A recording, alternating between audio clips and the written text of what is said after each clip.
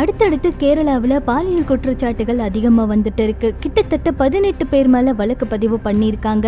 ஆரம்பத்துல எப்படி இது ஆரம்பமாச்சு, யார் முதல்ல குற்றச்சாட்டை முன் வச்சாங்க, மோகன்லால் அவரு எதனால பதவியை விலகினாரு, என்ன நடந்திருக்கு அப்படிங்கறத வாங்க இந்த வீடியோல பார்க்கலாம். 48 மணி நேரத்துல மலையாள திரைத்துறையில பணியாற்றிய பெண்கள் நிறைய பேர் 2009 இருந்து அவங்களுக்கு நடந்த பாலியல் துன்புறுத்தல்கள் குறித்து நிறைய விஷயங்களை வெளிப்படையா பேசியிருக்காங்க. அதுல யார் யாரெல்லாம் தனக்கு துன்புறுத்தல் கொடுத்தாங்க அப்படின்னு அந்த நடிகர்களுடைய பெயரையும் ரொம்பவே வெளிப்படையா சொல்லியிருக்காங்க. மனசு விட்டு நடந்த உண்மைகளையும் பேசியிருக்காங்க. கிட்டத்தட்ட 18 பேர் பக்கம் இதுல சம்பந்தப்பட்டிருக்காங்க, அவங்க மேல வழக்கு பதியப்பட்டிருக்கு அப்படிங்கிற ஒரு தகவல் வெளியானது மட்டும் இல்லாம குற்றம் சுமத்தப்பட்டவர்கள்ல ஒரே ஒருத்தர் மட்டும்தான் காவல்துறை கிட்ட இது எல்லாமே பொய்யானது அப்படின்னு சொல்லியிருக்காருனும் மற்ற யாருமே எதுவுமே பேசல அப்படிங்கிற மாதிரி ஒரு தகவலும் கிடைச்சிருக்கு.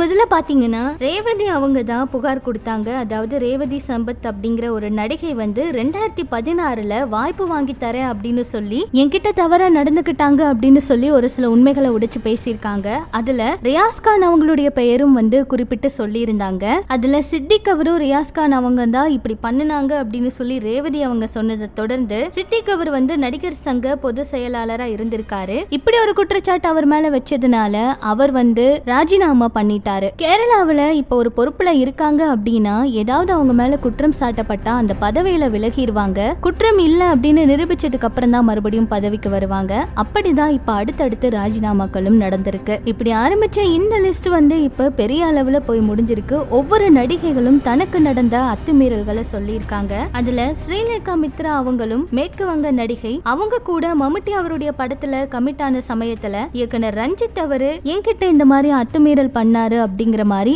அவங்க ஒரு குற்றச்சாட்டை முன் வச்சிருக்காங்க. அடுத்து சோனியா மல்கார் அப்படிங்கிற ஒரு நடிகை கூட 2013 இவங்களுக்கு படப்பிடிப்பு நடந்துட்டு இருந்த சமயத்துல முன்னணி நடிகர் ஒருத்தர் கூட இப்படி எல்லாம் நடந்துகிட்டாரு. ஆனா அவர் யார்கிட்டயும் சொல்ல வேண்டாம்னு மன்னிப்பெல்லாம் கேட்டுட்டாரு. என்னோட கணவருக்கு இந்த விஷயம் தெரியும், அவர் புகார் கொடுக்கலான்னு சொன்னாரு. அந்த நடிகர் நேரடியா எங்க கிட்ட மன்னிப்பு கேட்டதுனால அப்ப நாங்க அதை சொல்லல. அதாவது என்ன பிரச்சனையா இருந்தாலும் அவங்களால சமாளிக்க முடியும், அந்த அளவுக்கு அவங்களுக்கு பணபலம் பக்கபலம் எல்லாமே இருக்கு. அதனாலதான் இவ்வளவு நாள எந்த ஒரு உண்மைகளையும் யாரும் வெளியில சொல்லாம இருந்தாங்க அப்படின்னு ஒரு அதிர்ச்சியான விஷயத்த சொல்லியிருக்காங்க. அதே போல நடிகை மினு முனீர் அப்படிங்கிறவங்க தான் எனக்கு 4 பேர் பக்கம் இந்த மாதிரி தொல்லை கொடுத்திருக்காங்க. அதுல ஜெயசூர்யா, முகேஷ், மணியன் பிள்ளை ராஜு, இடைவேளை பாபு இவங்க எல்லாருமே இப்படி தொல்லை கொடுத்தாங்க.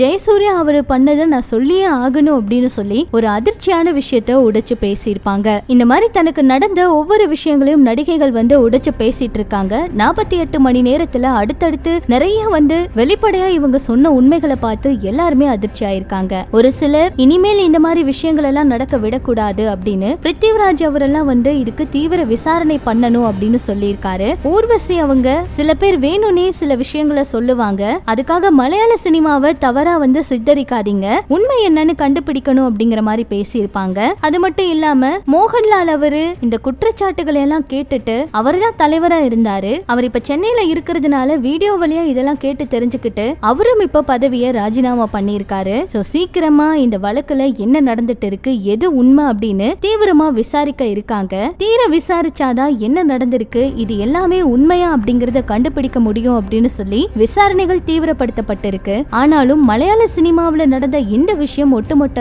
நாட்டையுமே உலுக்கி இருக்குன்னு சொல்லலாம். அந்த அளவுக்கு இப்ப அடுத்தடுத்த குற்றச்சாட்டுகள் வந்துட்டு இருக்கு. இது எல்லாமே உண்மையா இருந்துச்சுன்னா கண்டிப்பா இதுக்கான நடவடிக்கைகள் இன்னுமே தீவிரப்படுத்துவாங்க அப்படிங்கிற ஒரு சில தகவல்களும் வெளியாகி இருக்குங்க. தமிழ் சினிமாவில இந்த மாதிரி பிரச்சனைகள் இருந்துட்டு தான் இருக்குன்னு ஊர்வசி அவங்க ஒரு சில விஷயங்கள் சொல்லும்போது சகிலா அவங்களும் ஒரு சில விஷயங்களை பேசியிருந்தாங்க. இதெல்லாம் பார்த்த விசால் அவர் இப்ப என்ன சொல்லியிருக்காருன்னா, தமிழ் சினிமாவிலும் இந்த மாதிரி பிரச்சனை இருக்கான்னு எனக்கு தெரியல, அப்படி யாராச்சும் வாய்ப்பு கொடுக்கறேன்னு சொன்னா அவங்கள செருப்பால அடிங்க. கேரளாவை போல தமிழ்நாட்டிலையும் ஹேமா கமிட்டி போன்று ஒன்று உருவாக்கப்படும். பாதிக்கப்பட்ட பெண்களுக்கு எப்பவுமே நடிகர் சங்கம் துணையா நிற்கும், நடிகைகளுக்கு எப்பவும் தைரியம் வேணும் அப்படின்னு அவர் பேசியிருக்காரு. அடுத்தடுத்து என்ன அதிர்ச்சியான தகவல்கள் வெளியாக போகுதுன்னு பொறுத்திருந்து தாங்க பார்க்கணும். இது பற்றி உங்களோட கருத்துக்களையும் சொல்லுங்க.